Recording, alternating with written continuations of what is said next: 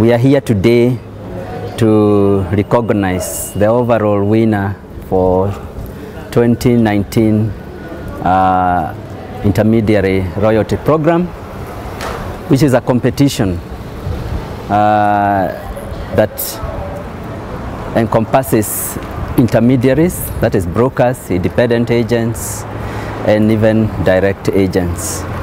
And we have run this program for several years, and it is a key milestone for our business every end of the year. At a particular point in time, we are recognizing Trustmark Insurance Brokers as the 2019 overall winner